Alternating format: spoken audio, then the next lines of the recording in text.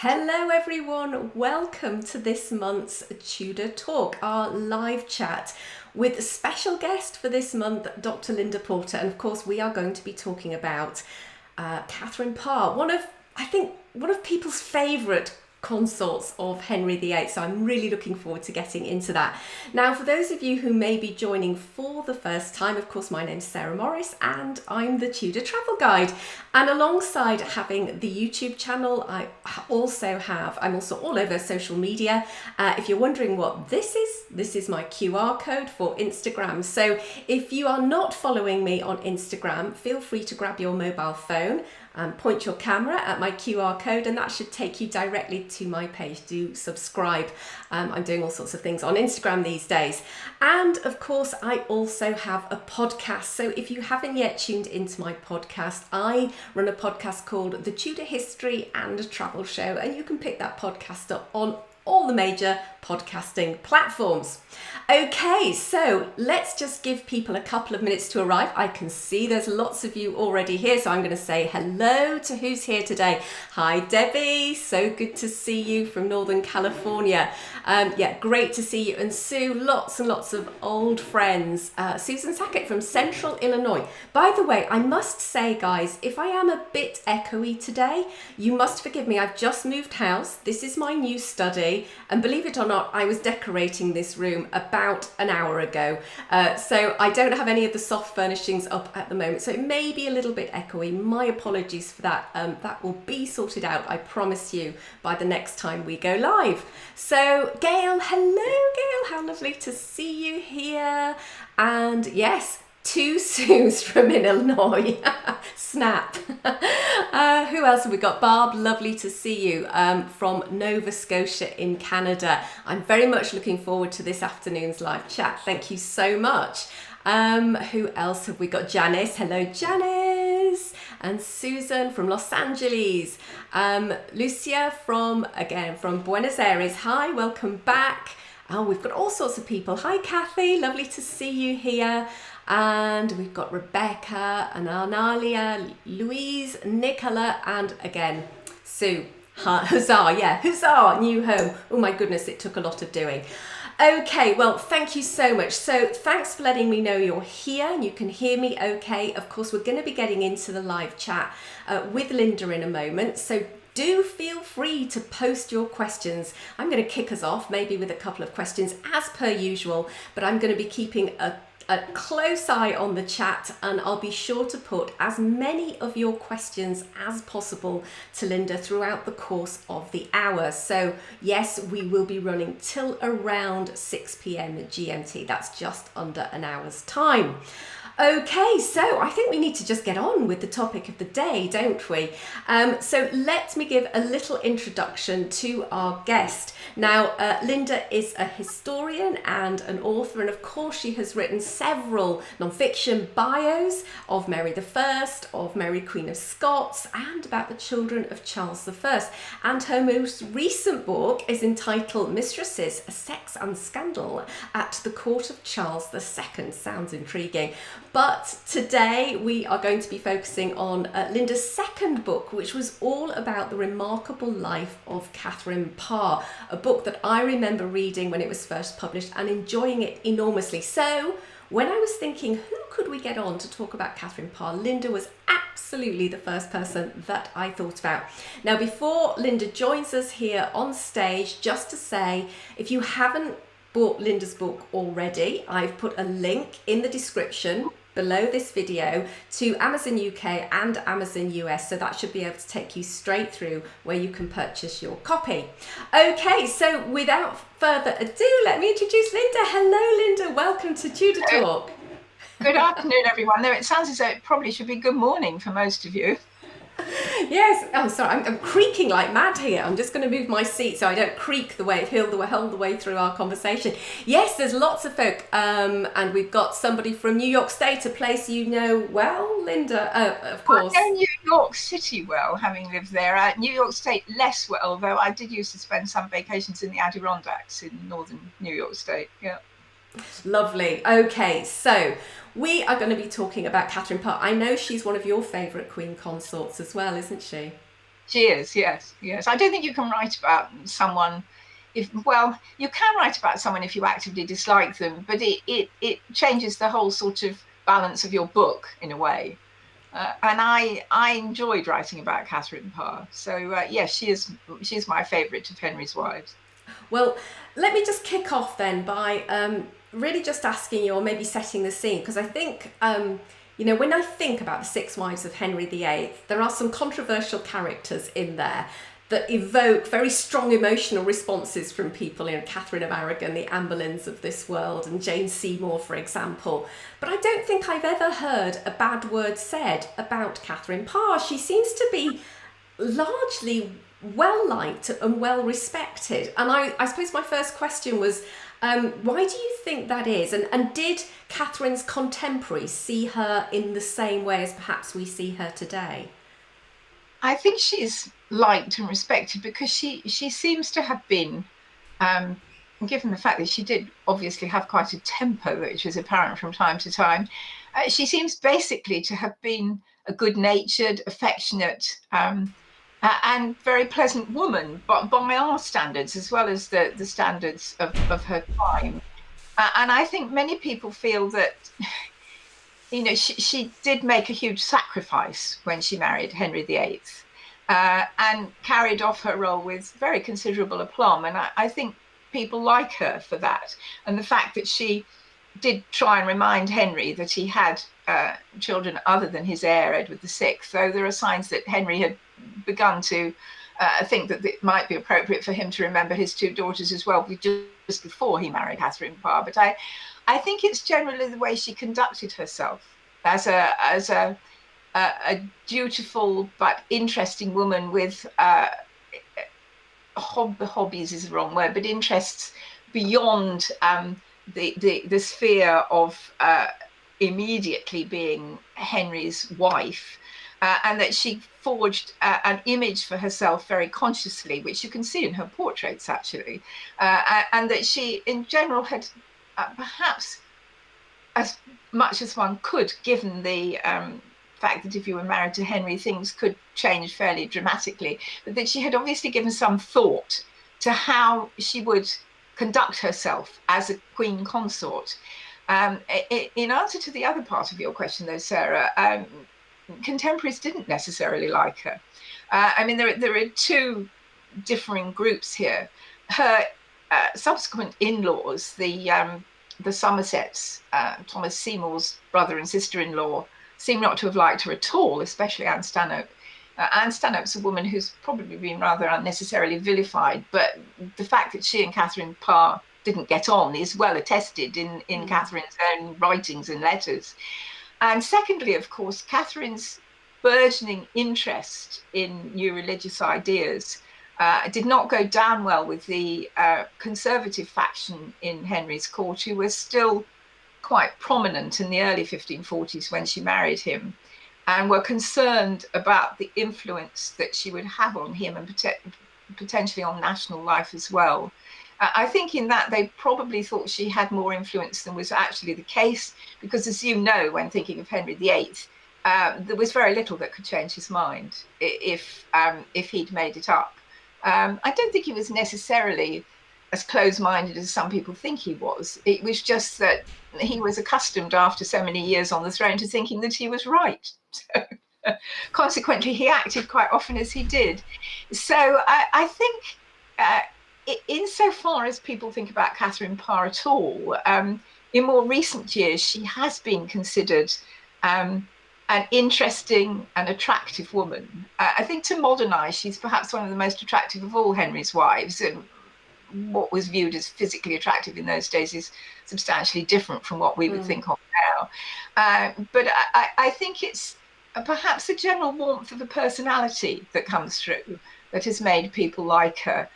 And move away, hopefully, from the very Victorian myth that grew up that she was a sort of matronly lady of I think most people probably think of her as being in her 40s, though she was actually slightly younger than Anne Boleyn was when she married Henry VIII.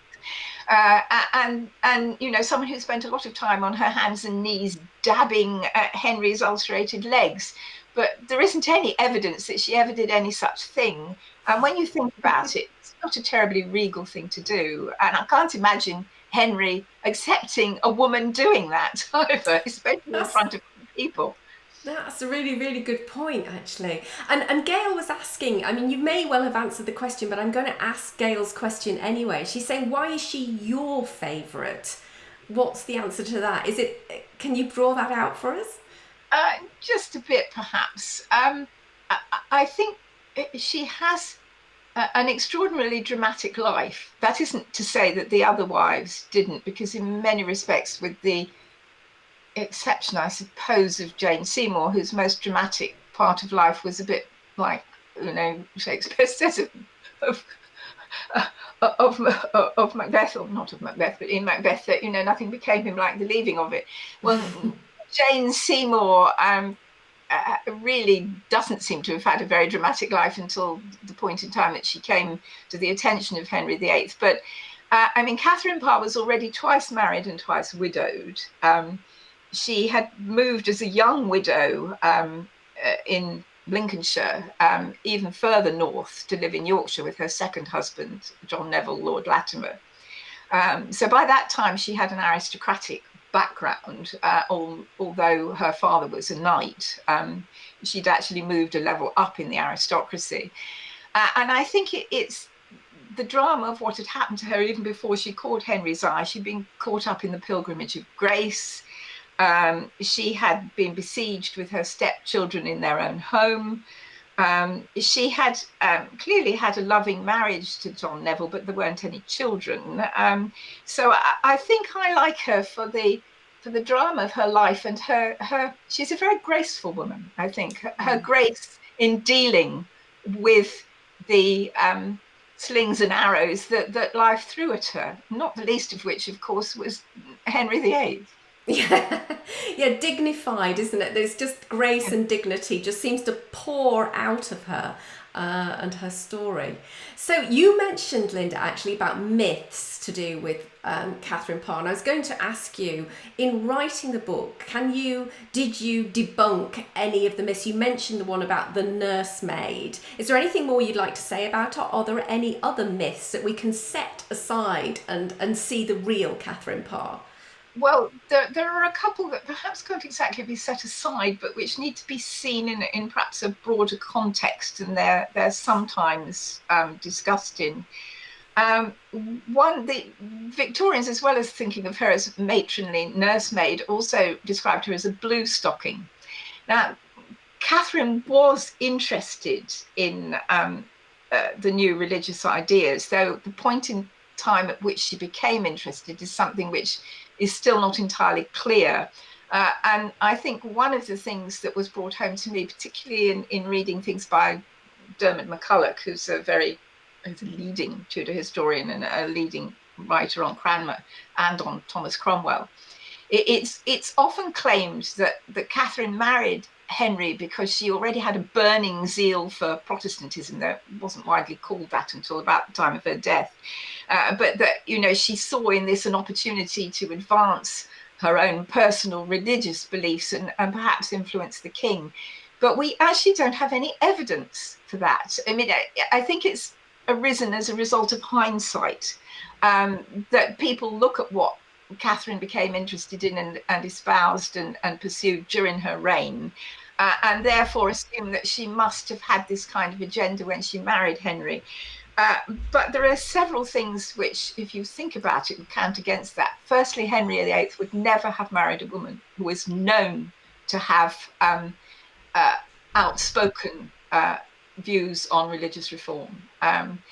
Secondly, they were married by Bishop Gardiner in a traditional Catholic ceremony, though that may have been Henry trying to balance the influence of the religious disputes between some of his leading churchmen. But it is, of course, true that Catherine began to publish, which is another thing which is very interesting about her. Certainly she was the first queen in English ever to publish anything in the English language. But she seems to have been, how should I say it? It's sort of not jolted exactly, but perhaps encouraged in her interest in new religious ideas during the time she became regent, when she had a small council to advise her, one of whom, of course, was Archbishop Cranmer. And the link between the two has never been firmly established. That may be deliberate, because it could have been disadvantageous to both of them if it had been too obviously public at the time. But it does seem that her interest in looking at religious literature and discussing new ideas and all that dates from about 1544 and not 1543, when she first was married to Henry. And that it probably was encouraged by Cranmer, who saw in this intelligent lady, because she undoubtedly was, an opportunity perhaps that the ongoing battle between his side of religious ideas and that of Gardiner and the Conservatives could perhaps be facilitated in a way through the Queen, and at least encouraging her interest in new ideas. But I think beyond that, you have to recognise that many educated women by the 1540s were interested in new religious ideas. I mean, Anne Boleyn was to a degree. I personally think her interest in Protestantism, which it wasn't known as in the 1530s, is overstated.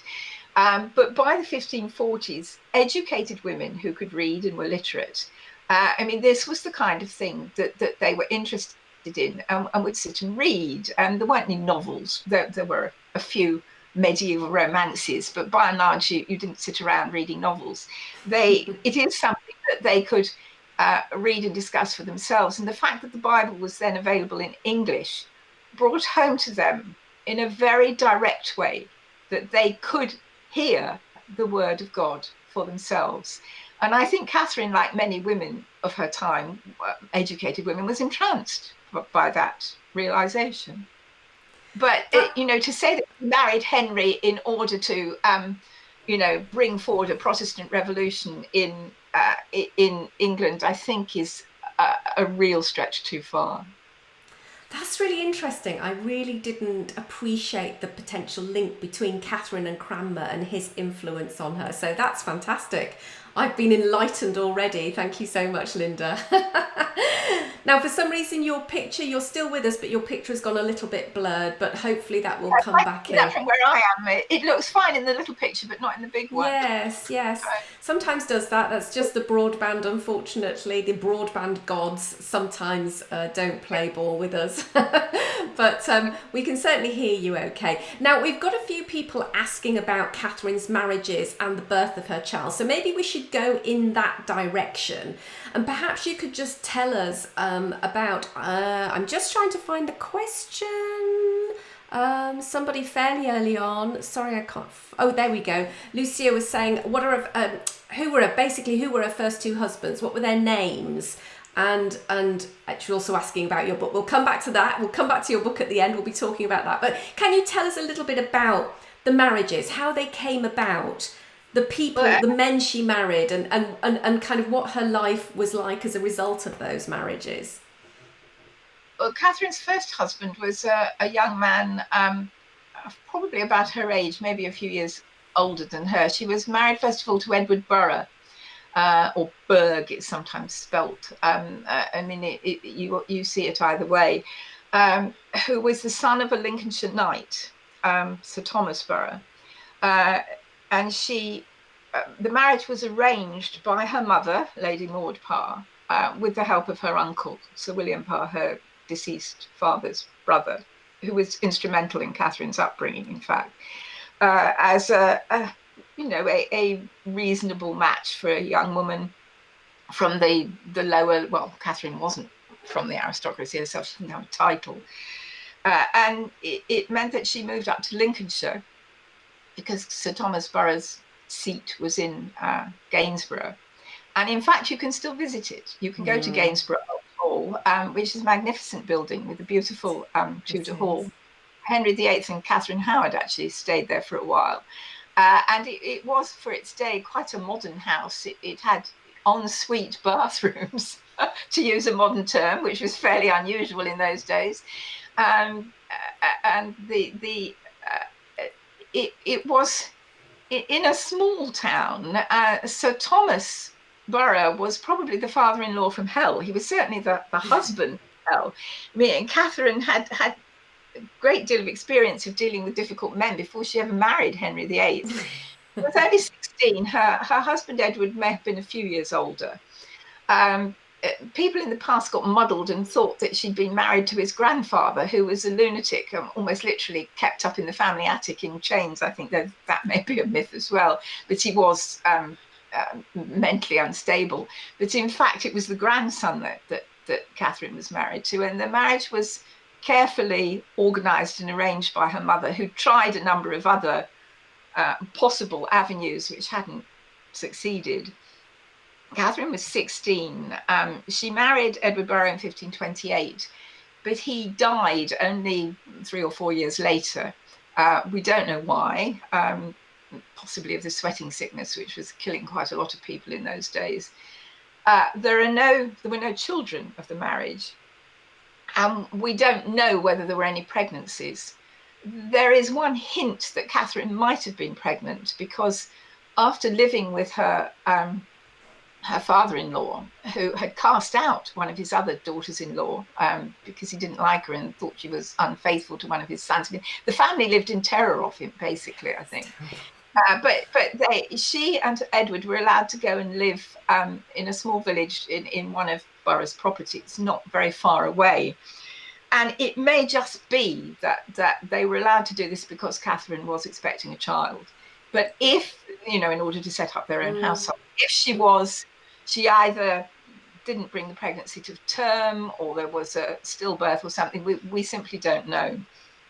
Her second husband, there was a gap between Edward Burrough's death and her marriage to Lord Latimer, which probably took place in about 1533-34. Lord Latimer was a Yorkshire member of the Neville family, which is an old name, of course. I mean, any of you know about the 15th century. Well, yes. The Nevilles, they were one of the leading northern families. And the marriage was arranged by Lady Strickland and Catherine's distant relative, Cuthbert Tunstall, who was Bishop of Durham and London. And it was thought that, after a decent amount of time had elapsed, I mean, Thomas Burrough, who was not an easy man to get along with, did at least allow Catherine to have her dowry. And he did give her the rents from properties that he owned here in the southeast of England, actually. So she was not an impoverished widow. But she spent a year or more living with Lady Strickland in Seymour Castle, which is a magnificent castle up in Cumbria. And while there, an introduction was effected between herself and John Neville, Lord Latimer, who himself lost 2 wives before they both died. And he had 2 stepchildren, a teenage son called John and a younger daughter of about 8 or 9 called Margaret. And he clearly wanted a wife and someone who could help bring up his children. And if not originally a love match, it was certainly something which Catherine was apparently happy to do. It gave her a title, for example, which she hadn't had before, and a considerable standing locally. And she moved to her husband's major home in Yorkshire, which is at Snape Castle, which is about 10 miles from Ripon. And has occasionally been misrepresented. I know one writer in the past had said that Snape Castle was in the back of beyond with rough, wild country all around. Well, actually, it's in the middle of Wensleydale with tranquil-looking sheep grazing just outside your front door. And that view would not have changed much in the centuries in between. So it wasn't rough and wild roundabout. And you can make frequent trips to Ripon, which was the nearest large town with its own cathedral. Snape Castle, you can't actually go into now. It was once described as Britain's only semi-detached castle because for some reason a more recent owner divided it into 2. You can, however, see the chapel which Catherine and the family would have worshipped in, which is one of the few surviving pre-Reformation chapels in England. And it's small, but very fine and well-looking. And from it, as you go into it, you can actually see much of the castle over the wall. I did. Yes. the lady of the manor, as it were, or at least via the local vicar, who's the vicar who uses the chapel, whether I could go into Snape Castle, and she told me in no uncertain terms to get lost. Yes, she's not very approachable, is she? No, I've done the same. I did half think of mentioning this in the acknowledgements of my book, but my editor told me not to. Be more diplomatic. Not very approachable, to say the least. But it doesn't matter, because you can see the castle, and the chapel's probably more interesting anyhow. I mean, yes. God knows what they've done to the inside of the castle. One hates to think. But so from those were her first two marriages. And in 1536, of course, she was caught up in the Pilgrimage of Grace, the great Northern Catholic uprising against Henry's religious reforms. Her husband was actually kidnapped, coerced. I suppose coerced is the best term, by the rebels. And she was to join them and help, in terms of propaganda, sort of put forward their points of view. This didn't earn him any brownie points with Henry VIII and Thomas Cromwell, as you can imagine. And while away in London, because the Pilgrimage of Grace has got like two quite separate time scales to it, and in the sort of second part of it, in early 1537, Catherine and the children were left alone. Not to then, they obviously had servants, but Neville was not with them. He'd been summoned to London to explain himself, essentially. And the castle was invaded, and they were held hostage. And then the gory reports of Catherine having been raped, I think, are complete rubbish. But certainly it was a very frightening time.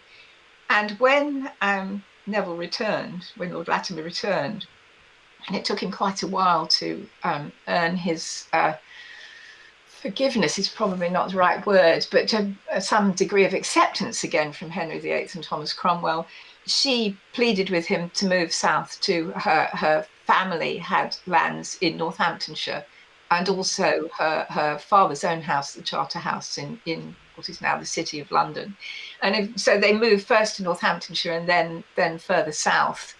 And that was where she was living when, in the early 1540s, when her husband died at the beginning of in February, March 1543, he fell ill. We don't know with what. She, at that time, obviously had been to court occasionally with him, and perhaps more often with her sister, Anne Herbert, who was married to Lord Herbert. Anne had been a lady in waiting to successive queens of Henry VIII, and consistently found herself out of a job, of course. Yeah. Catherine Howard. It must have been very difficult for these no job security there. No job security at all. The other myth about Katherine Parr, which still persists amongst those who should know better, and I have to say that when I wrote my book on Mary Tudor, I fell for it, but then corrected it when I wrote about Katherine Parr, is that she had been in Mary Tudor's the first Princess Mary, as she then was, the Lady Mary to be more accurate, in her household. But there is no evidence of this.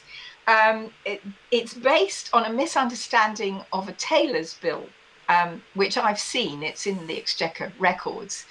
And Catherine, like almost everyone else in the Tudor period, was a late payer. I mean, nobody paid on time, and poor people who supplied you went bankrupt, and in the poorhouse and God knows what else. But it's described as in it she agrees for payment of a bill which she describes as being for her daughter, and people have taken this to mean Mary Tudor, but clearly it isn't. The reasons for that are fairly obvious. Firstly, even when she was married to Henry VIII, she wouldn't have described Mary as her daughter. She might have described her as the king's daughter, but I don't think she would have described her as my daughter. And secondly, the daughter in question is almost certainly Margaret Neville, who, she had been mother to for a good many years by then. Because they were quite close, weren't they? They were, yes. Yeah. I mean, David Starkey, not a historian everyone always finds easy to deal with, it pointed this misunderstanding out a while ago. It's actually in his Six Wives of Henry VIII book, but it still crops up because one of the things you find as a historian is that it's quite difficult to dispel things which have become enshrined. They're in footnotes in this book and that book and the other book, but I'm afraid that all that's happened quite often is that people just copy it. Yeah. So that's another myth that's perhaps worth dispelling. We don't know how Catherine came to Henry VIII's attention. Quite possibly it was through the fact that Sir Thomas Seymour was already paying court to her, and he was Henry VIII's brother-in-law. And Henry kept a keen eye on this sort of thing, on those around him. It is probable, but can't be proved, that he had met Catherine before that time if she had been at court either with her husband, who didn't come very often because he was still largely persona non grata there, or with her sister Anne. So those are her first two marriages. And of course, Margaret Neville entered her household as one of her ladies when she married Henry VIII. And John Neville, who appears to have been a difficult stepson, the evidence for that is kind of hidden in one of Catherine's later writings, Lamentation of a Sinner. But it sounds as though he might have been a stroppy teenager. He was certainly quite a violent young man, at any rate. But by that time, he was married, and his wife was also a member of Catherine's household. So she, like almost everyone else in those days, strove to try and help members of her family. It was the key thing that you did if you were in a position of power and influence. So we're going to come on to Thomas Seymour, because we've had a couple of people asking about the Seymour marriage and what happened to the baby. So we definitely will come on to that, folks.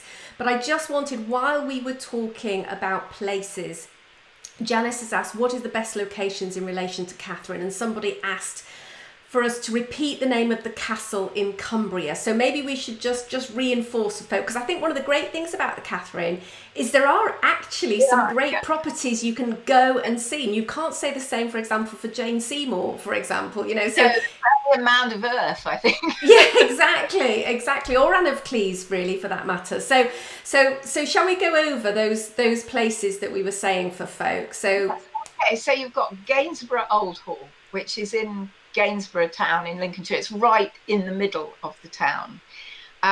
It can be visited.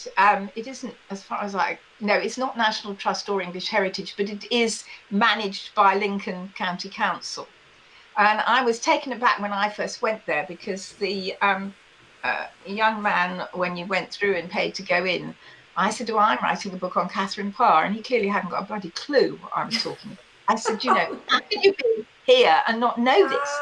And he said, I'm employed by Lincoln County Council. So I thought, they really ought to give their people slightly better training than that. But it is well worth visiting. I've spoken there several times to the Friends of Gainsborough Old Hall, because like a lot of these old buildings, it's partly maintained by a group of very keen volunteers who help look after it and raise money for it. So that's in Lincolnshire. In Cumbria, I'm not quite sure how it's pronounced, actually. Sarah, you might know. It is Sizer. It is Sizer Castle, yeah. It's either S-I-Z, as you can say in the US, E-R-G-H. But it is Sizer Castle, yes. And that seemed to recall is National Trust, I think. It is. It is. Yeah. It's got wonderful grounds and sort of views out over the Lake District. It's well worth visiting. And so those are and Snape Castle, which, as we said, you can't go in, but you can see the chapel. Snape is a very attractive village anyhow. I mean, if you go there, you do get a feeling of what it might have been like to live there. Yes, it's a beautiful countryside. It's my part of the world, North Yorkshire. So I'm from not far away from that. So yeah, it's absolutely gorgeous. It's sort of bucolic countryside, really, isn't it? I mean, the view of the sheep grazing, as I said, I don't think has changed much since Tudor times. There might have been more sheep then there, actually, than there are now. Yeah, lovely, great. Yes, so that's fantastic. So good. So we must come on to Thomas Seymour. Now, as I say, I'm trying to scroll back through the chat. I know Analia, is that how you say it? Forgive me if I'm saying it slightly wrong. So Analia is saying, was Thomas really in love with Catherine or more interested in Elizabeth? What do you think? And there's Barb has asked, most of the sources indicate that Katherine Parr was deeply in love with Thomas Seymour. Was this reciprocated? So let's get into the Seymour relationship. What was going on there? Who knows whether he was deeply in love with her or not. I think he did love her. I mean, he had been courting her before Henry VIII espied her, but that may partly have been because she was quite a well-off widow, of course. I think with Thomas Seymour, you don't really know. The problem with him is that he's such a divisive figure. You either seem to me to have wildly romantic views about him, which I have to admit I did as a sort of 14 and 15-year-old, but I did grow out of it in the end. Or you think of him as some sort of ghastly, villainous child abuser, which is anachronistic because the concept of child abuse didn't, of course, really exist in Tudor England, and a girl of 14 would not have been thought of as a child. But this is rather a difficult area for a lot of people, I know. I think he did feel genuine affection for her. It may have been reciprocated more on her side than his. Though, again, you have to remember that a woman like Katherine Parr, twice widowed, there is also a practical side to it.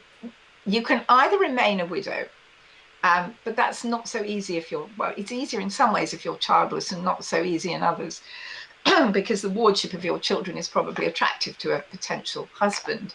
On the other hand, you have more independence as a widow. Her mother, for example, had never remarried after her father's death. But clearly this was not a path that appealed to Katherine Parr. And she would have seen in Seymour, both before she married Henry and afterwards, a protector, a man with good links and a man of influence. But I don't think there's any reason to doubt her statement that she was, minded to marry him before any other man, before the king came along. I think it's perhaps a little unfair to Seymour to suggest that he just married her for money and who she was. I mean, if he did, it was rather a grave miscalculation, because as he found, it's very expensive keeping a queen, even a queen dowager. She came with 300 ladies and gentlemen. And I don't think you would take that on unless you had some genuine fondness for the woman who was not only going to become your wife, but also relieve you of quite considerable part of your income in trying to maintain her in the manner to which she was entitled. I think he was a man who, his contemporaries seems to have made people bristle, both men and some other women as well, though many women seem to have been rather enamoured of him, though with one possible exception. We don't really know. He must have had mistresses, but there's only one person that we can perhaps link him with on that respect. He had, of course, quite a distinguished career as a diplomat, which he'd fulfilled faithfully on Henry's behalf. He was interested in the Navy, though when he was given the post of Lord High Admiral under Edward VI, I don't really know quite how much expertise he actually had in naval matters, and he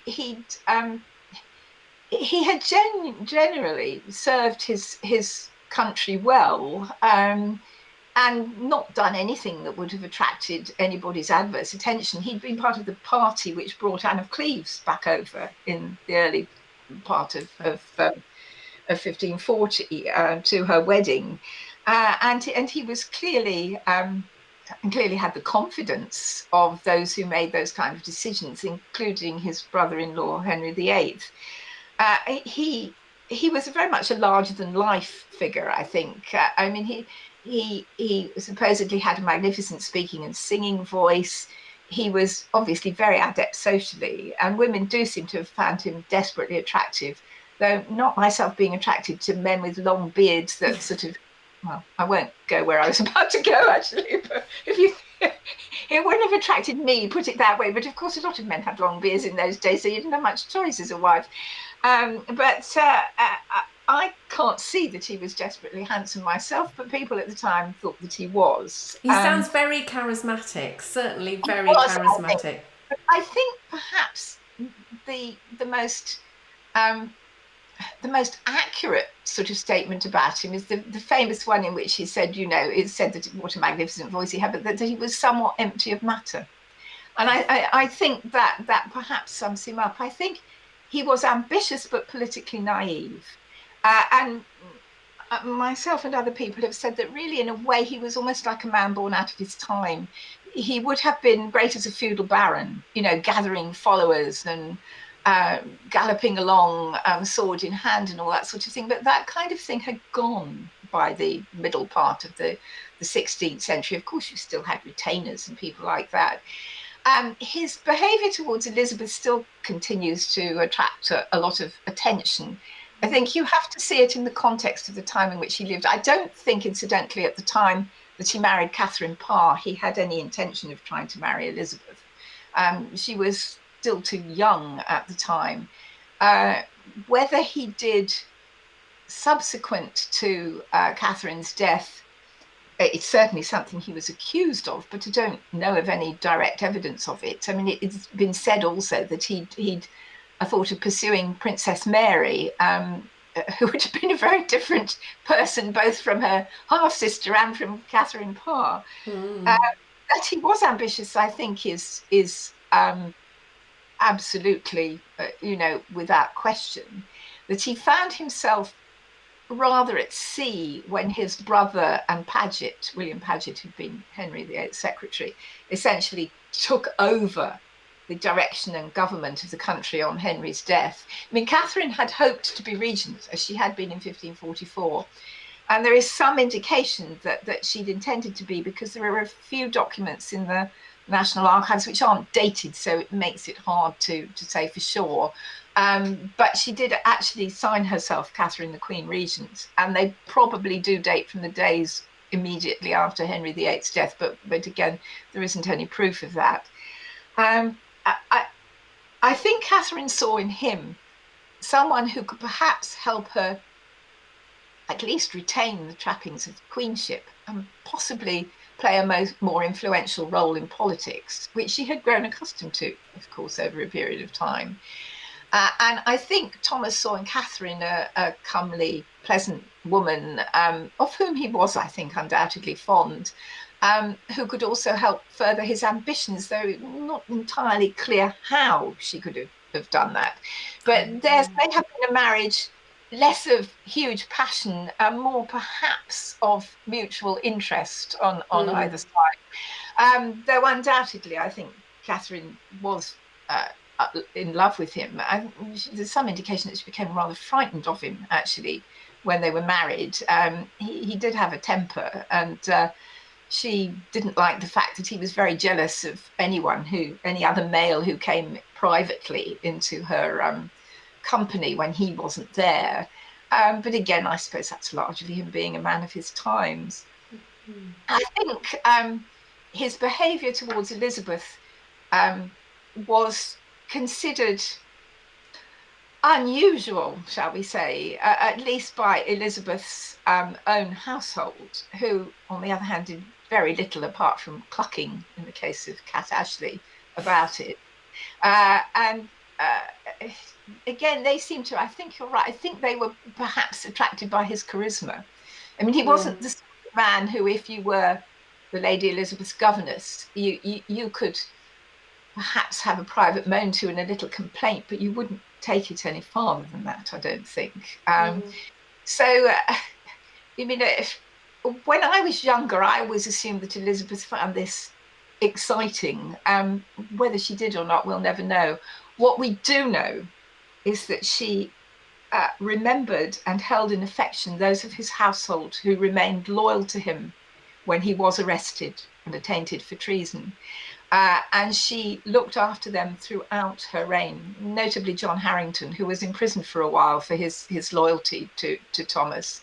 So I think I think he's a flawed figure, but he doesn't deserve the contumely that's been sort of thrown at him subsequently.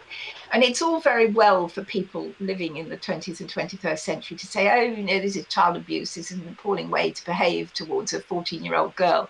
But a 14-year-old girl was marriageable in those days. It was certainly not very wise, perhaps. But I mean, without making undue excuses for him, I think it was just part of his personality, probably. When he told Kat Ashley that he hadn't meant any offence, I think that was probably true. What he had not understood, of course, and neither had Elizabeth, even if she could have done anything about it, was how much it would jeopardise her situation when his enemies, and he did have enemies, moved against him. Quite why they did has never been entirely made clear. I mean, this whole story of him shooting Edward VI's dog in an attempt to kidnap him may be partially fictional. It was widely reported in Europe at the time, which is interesting because Thomas's enemies attempted to use even European propaganda against him, which is quite interesting when you think about it. It was discussed in Brussels at the court of Charles V and all this kind of thing. But the only thing that's known for sure about it is that the dog was dead. No one precisely knows how this happened.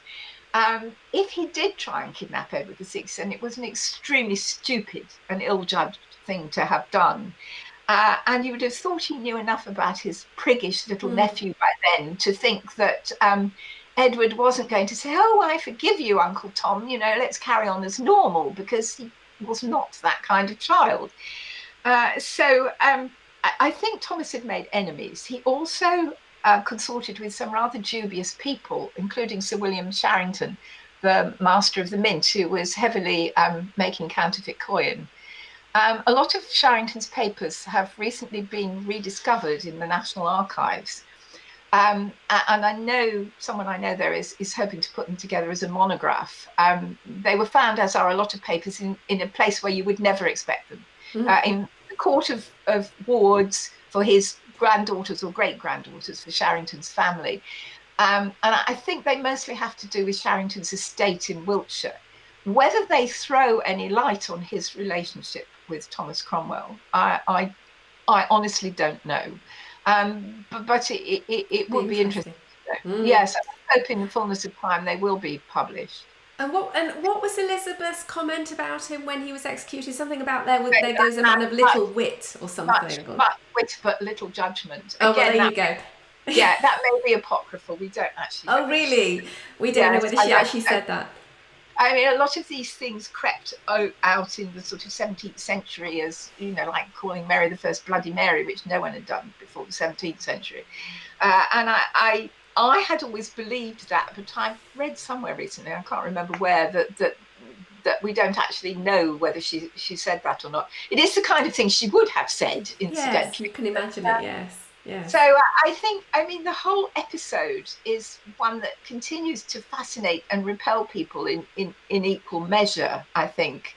I mean, Elizabeth, of course, was not a defenceless child. She was surrounded by ladies in waiting and maids in her bedroom. I mean, people like her had no privacy, really. There were always people sleeping in the room with them, if not in the same bed, because Elizabeth was afraid of the dark, apparently. So, Really?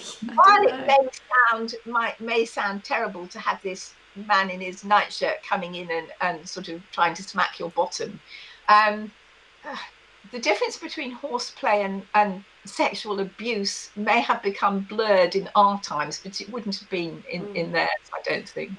So before we were talking about places associated with Catherine. Of course, we forgot to mention Sudley Castle, which has to be one of the most interesting places associated. Of course, that's where Catherine went with Thomas to see out her pregnancy. During her pregnancy, yes. Sudley Castle is in Gloucestershire, just outside Winchcombe. It also is well worth visiting. I mean, it fell into ruin during and after the Civil War, but parts of it have been restored. I gave a talk there with Eric Ives and Susan James and Janelle Muller in 1512 on the 500th anniversary of Catherine's birth. It was in the summer, but pouring with rain, and we were in a freezing cold marquee. Oh no. We all nearly froze to death. That was the second talk I'd given at Sudley, and both were equally cold, though at different times. It is well worth visiting. It was Seymour's property, though it hadn't originally been his. I'm trying to remember who. I can't remember. You might know, Sarah, actually, who it was originally built for. It goes back at least. Yeah, it's Ralph, and I can't say his surname, so I'm going to say it phonetically. Ralph de Bottelier, Boteler, Bottelier, Yes. Bottelier. Now, I think it's pronounced Botelia, but I'm not sure. Yeah, they were a very old family, going back into the Middle Ages. Thomas made quite a lot of building improvements to it. He started to, partly because there wasn't room to house the Queen's vast entourage. But they did move there in the summer of 1548 after Elizabeth had left Catherine's household. She undoubtedly left under a cloud. Whether she had been discovered kissing Thomas Seymour again, we don't know. I mean, it makes wonderful historical fiction, of course, but the reality of it is much harder to pin down. But she did have what appears to have been a slightly awkward interview with Katherine Parr, who was heavily pregnant and who incidentally had suffered very badly from morning sickness throughout most of her pregnancy, something with which I can only sympathise since it happened. But she was sent away. She went to join the Dennies, Joan Denny, who was the sister of her lady mistress, Cat Ashley, and Sir Anthony Denny, who had been the person entrusted with the not enviable task of climbing on Henry VIII's bed and telling him, "Sir, in the view of man, you are not like to live." So they were both quite interesting people, the Dennies, but she did go and join them in Hertfordshire. She was not with Elizabeth. Elizabeth was not with Katherine Parr when she moved to Sudley Castle, though Jane Grey was. Jane Grey, who was also a ward of Thomas and Catherine, because one of the things they had tried to do was to get the royal children, who Jane Grey had a claim to the throne as well, as would become very obvious after Edward VI's death. So she went with Katherine Parr. And there, Catherine seems to have passed quite a tranquil summer. You can see why, because it's a lovely place. But she gave birth at the end of August 1548 and died 6 days later of puerperal fever. Her daughter, Lady Mary Seymour, I mean, Thomas must have been disappointed, I think, because he'd assumed, like all men of his age did, that, it would be a girl. A boy, but it wasn't. It was a girl. Both he and Catherine were old to have children, of course. I mean, Catherine was 36 and he was a bit older than that. So in many respects, it was not very promising. But the child survived, at least for a while, whereas Catherine didn't, of course. And childbed fever killed many women in those days. It was a killer whether you were rich or poor. It didn't matter whether you were aristocratic or not, and continued to well into the 19th century. It seems to have killed Princess Charlotte, the heir to George IV. And it does still exist, but mostly only in sort of third world countries. So I think it can still occasionally happen almost anywhere. But it's much rarer nowadays with antibiotics, and the fact that there's so much more hygiene than there was then in terms of how people actually looked after you and everything. But no, it was very sad. Catherine did not survive. On her deathbed, she made a number of sort of rambling, feverish accusations against Seymour, which she then retracted. And on her deathbed, she dictated her will in which she left everything to him. The child was obviously, therefore without a mother. And Thomas attempted to have people look after her for a while.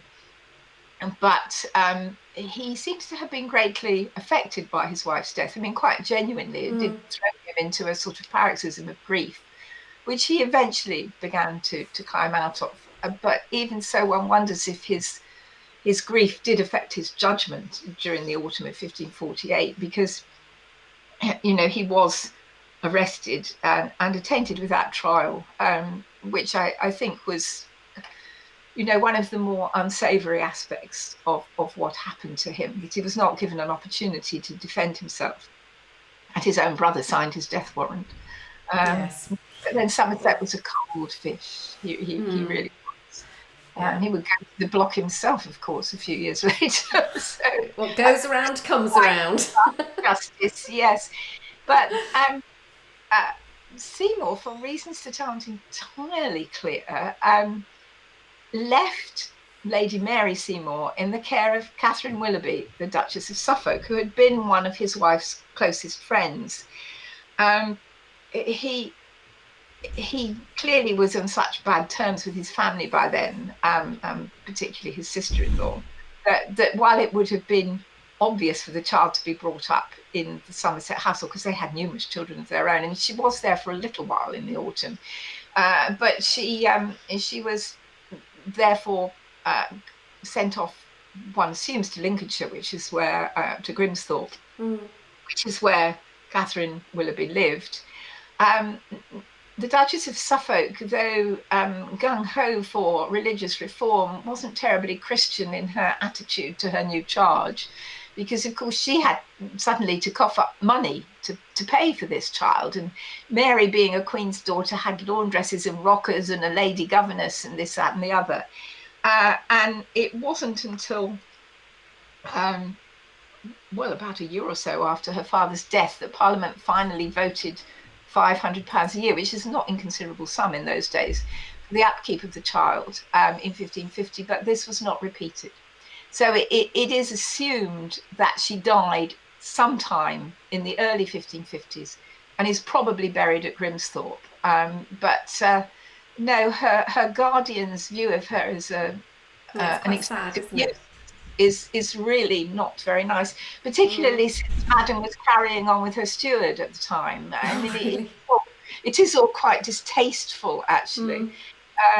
It's quite a sad story, actually, isn't it, at the end? I mean, there are various people, as you probably know, Sarah, and probably some of the people who've sent in questions know. There was a claim that Lady Mary Seymour had survived, and there's a family in Sussex which I think still claims to be descended from her. But there is absolutely no evidence that she did, and some evidence that she didn't, because Catherine's almoner, John Parkhurst, wrote a Latin memorial, essentially, to this dead child. Who else would it be but Lady Mary Seymour? So I think it's fanciful to assume that that Mary Seymour survived and has descendants. I mean, it would be nice. I had a lengthy conversation by email with people in the States several years ago who were convinced that they were descended from Mary Seymour, and that her father had brought her to the United States in 1540s. Well, apart from various obvious flaws in this theory, not the least of which being that A, he was dead, and B, the United States exists, it's not true. Yeah. Well, can you believe it? It's 2 minutes to 6 and the hour has flown by yet again. So before we wrap up, I just first of all want to be saying thank you to everybody who's tuned in. I have been keeping an eye on your chat and I hope we've covered most of the questions there. Thank you guys. That's great. It's been lovely to have you here. Thank you so much for asking the questions. It makes these live chats for sure. But before we go, of course, I want to know from you, Linda, what are you writing about currently? Well, as you probably know, and some of your questioners might know, I attempted to escape the Tudors back in 2016 when I moved on to the Stuarts and published, first of all, a book on the children of Charles I, which sadly has been the least successful of my books. I'm hoping I can revive some interest in it because it's a fascinating topic. And secondly, more recently, because the paperback of Mistresses comes out next week, writing about the mistresses of Charles II, which was a lot of fun and, to be frank, fairly a lot of fun and not too difficult to do. And to my amazement, attracted a lot of attention. I think because in lockdown, people were desperate for some sort of form of escapism almost. And all these naughty ladies and naughty Charles II quite appealed to people. I had hoped after that to move on to the 18th century, which has always been my greatest love. And I was originally a specialist in the French Revolution. But if you want to write, you have to come up with a topic that a publisher wants, something which would-be writers seem to find quite extraordinary sometimes. But I do commend it because it is the truth. Eventually I thought, well, I've got an awful lot of material from my third book, which was about the wider rivalry between the Tudors and the Stuarts in the late 15th and midpoint of the 16th century. I was aware of the fact that there'd been a lot of work recently by some really fine young scholars on Scottish queens and Margaret Tudor. And I thought, well, she is perhaps the forgotten Tudor. She's also another person who's been had a relentlessly bad press, viewed as an oversexed whinger only interested in clothes, which completely misses the point that if you were a queen and not interested in clothes, you would fairly soon lose your regal status. Scottish history is absolutely wonderful and dramatic. And of course, there's a lot of sibling rivalry between Margaret and Henry, which hasn't very often been pointed out. And so I did a proposal on a book for Margaret Tudor, and I'm happy to say that I'm now researching and have even started to write it. It's still a while before it sees the light of day, because I'm not due to deliver it until early February 2023. But as you said yesterday, Sarah, that will come round all too soon. It really will. 2 years to write a book, which is what happens to most of us non-fiction writers who write for mass market, is quite a challenge. I suppose there is a technique in learning how to do it, but if I had to go back to the Tudors, which I did, I have to say I'm hoping that I can change people's views of Margaret, because her life is every bit as dramatic as some of the people that we've just talked about. I can't wait. I didn't used to be interested in Margaret Tudor at all, but I went to Scotland last year and I just started, I was actually following in the footsteps of Mary Queen of Scots, but of course Margaret kept popping up in relation to this. And I started to get more and more interested. And of course I love places, and there's a wonderful record of her route as she goes north, isn't there, to her wedding. Yes. It's one of the first real sort of documents that we have, written by the Somerset Herald, John Young, of a major royal progress, and it shows Henry VII and his desire and grasp for propaganda really at its strongest. And you have to remember also that Margaret was 13 years old. Yeah, so I know. Start criticising Thomas Seymour and his behaviour towards Elizabeth. Yeah. He was a year older, and Margaret was married at the age of 13.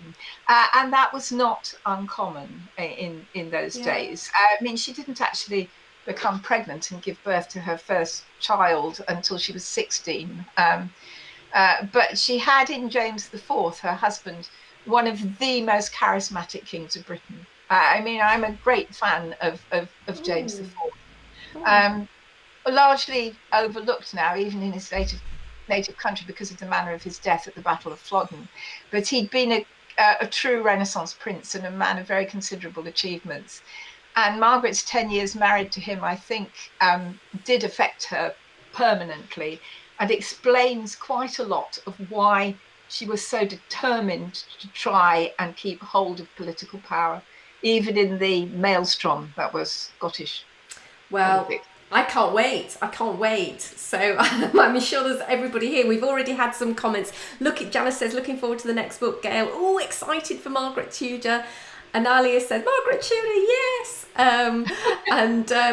We've got lots of thank yous, and thank you so much. Gail says, you really brought Katherine Parr into focus. Linda, thank you again. And Debbie, thank you both so much. I appreciate your time.